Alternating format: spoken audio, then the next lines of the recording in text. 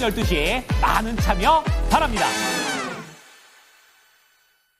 자, 이어서 미국 현지 연결해서 자세한 내용들 알아보도록 하겠습니다. 김한희 특파원입니다. 안녕하십니까? 네, 안녕하세요. 네, 뉴욕 증시가 2거래일째 혼조세를 타고 있는데 어제하고 참 비슷한 흐름을 보여주는 것 같습니다. 간밤에는 어떠한 내용들이 나왔을까요? 네, 뉴욕 증시가 기술주 강세 속에 혼조세로 마감했습니다. S&P 500 지수는 3거래일째 상승세를 이어가긴 했지만 소폭 오르는 데 그쳤습니다. 미중 무역 긴장 완화로 인해 급등한 이후 잠시 숨고르기를 하는 모습입니다. 뉴욕 증권거래소에서 다우존스 30 산업평균지수는 전 거래일 대비 0.21% 하락했습니다. 반면 S&P 500 지수는 0.1%, 나스닥 지수는 0.72% 상승한 채 거래를 마쳤습니다. 반도체주들은 전날에 이어 오늘도 상승세를 이어갔는데요. 엔비디아는 사우디아라비아에 초고성능 칩 1만 8천 개를 수출할 거란 소식에 4.16% 상승했습니다. 엔비디아를 추격하고 있는 AMD 역시 이 소식과 함께 60억 달러 규모의 자사주 매입 계획을 발표하면서 4.68% 상승했습니다. 트럼프 대통령의 사우디아라비아 방문의 일환으로 엔비디아와 AMD가 사우디아라비아의 AI 기업 휴메인의 대규모 데이터 센터 프로젝트용 반도체를 공급하기로 했기 때문입니다. 이 프로젝트는 총 100억 달러 규모로 데이터 센터와 AI 팩토리를 포함한 인공지능 인프라를 구축하는 내용을 담고 있습니다. 게다가 오늘은 아랍에미리트에서 50만 개 주문을 확보했고 미국 상무부가 대중 반도체 수출 통제를 철회하기로 한 호재까지 더해졌습니다. 엔비디아는 지난 사흘 동안에만 16% 넘게 폭등했는데요. 또한 시총도 애플을 제치고 순위 2위로 올라섰습니다. 1위 마이크로소프트와는 2% 차이로 바짝 추격했습니다. 테슬라도 4% 급등해 347.68달러로 뛰어올랐습니다. 테슬라는 거래일 기준으로 6거래일을 올랐는데요. 이 기간에만 26.3%가 상승했습니다. 오늘은 이사회가 일론 머스크 CEO에 대한 새 보상안을 마련하고 있다는 소식이 주가 급등 방아쇠가 됐습니다. 또한 슈퍼 마이크로 컴퓨터는 이틀을 내리 폭등했습니다. 어제 16% 뛴 데 이어 오늘은 15% 폭등했는데요. SMCI는 이번 주 들어 사흘을 내리 올랐고 이 기간 41% 가까이 주가가 치솟았습니다. 원자력 발전 스타트업 오클로는 기대 이상 실적에 16% 올랐고요. 오늘 첫 거래에 나선 이스라엘 주식 거래 플랫폼 이토로는 30% 가까이 뛰었습니다. 기업 공개 당시 기업 가치는 42억 달러 수준이었지만 오늘 첫 거래에서 시총이 54억 1,900만 달러까지 불어났습니다.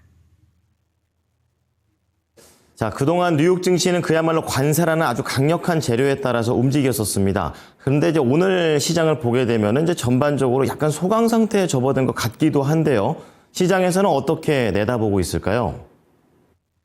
네, 지난 주말 미중 무역 합의 후 위험 자산 선호 현상이 두드러졌던 시장은 오늘 과매수 구간에 진입했다는 부담 속에 쉬어가는 장세가 연출됐습니다. 어제 예상 밖으로 둔화된 4월 소비자 물가지수 발표 후 오늘 특별한 경제 지표가 나오지 않은 점도 투자자들의 관망세가 짙어진 요인으로 분석됩니다. 네이션와이드의 마크 해킷은 무역 긴장이 완화되면서 투자자들은 펀더멘털에 집중하는 쪽으로 방향을 전환하고 있다며 시장이 과매도에서 과매수 상태로 빠르게 이동하는 상황에서 성장세가 뚜렷하게 재가속되지 않는 한 단기 상승은 제한적일 것이라고 진단했습니다. 중동 순방 중인 도널드 트럼프 미국 대통령은 오늘 카타르로부터 약 340조 원 규모의 수출 및 투자를 유치했습니다. 전날 사우디아라비아에서 약 845조 원 규모의 경제 협력을 이끌어낸 데 이어 중동 지역에서 안보 협력을 대가로 거액의 오일 머니를 챙긴 건데요. 이번 계약에는 카타르 항공이 미국 보잉 항공기 210대를 구매하는 내용도 포함됐습니다. 오늘 공개 발언에 나선 필립 제퍼슨 연준 부의장은 최근 인플레이션 지표가 연준의 2% 목표를 향한 진전을 가리켰지만 전망은 여전히 불확실하다고 평가했습니다. 오스탄불 수비 시카고 연은 총재도 이번 지표가 반드시 관세 상승의 영향을 반영한 게 아닐 수 있다고 판단했습니다. 달러 가치는 소폭 오르고 있습니다. 주요 6개국 통화 대비 미달러 가치를 나타내는 달러 인덱스는 전일 대비 0.08% 오른 100.9를 기록 중인데요. 한미 당국이 이달 초 환율 관련해 실무 협상을 진행했다는 소식에 달러는 오전까지만 해도 하락했지만 상승 전환했습니다. 시장에서는 트럼프 행정부가 무역 적자 감축을 위해 향후 무역 협상에서 약달러를 용인할 거란 관측에 무게가 실립니다. 블룸버그 통신은 미국 정부가 환율 정책과 관련한 조항을 무역 협정에 넣으려는 움직임이 없다고 보도했습니다.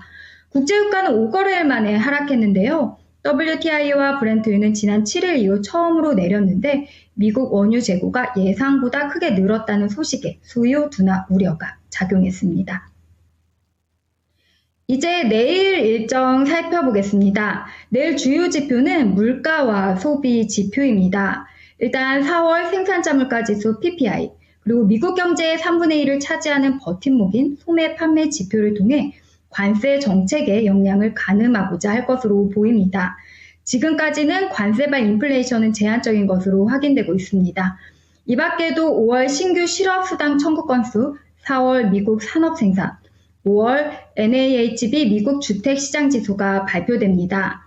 내일 연준 의원 발언 있는데요. 제롬 파월 연준 의장과 마이클 바 연준 이사 연설이 예정돼 있습니다. 네, 내일도 계속해서 관세에 대한 성적표들 그리고 발언들 들어보도록 하겠습니다. 오늘 말씀 잘 들었습니다. 네, 감사합니다. 지금까지 모닝인 뉴욕이었습니다.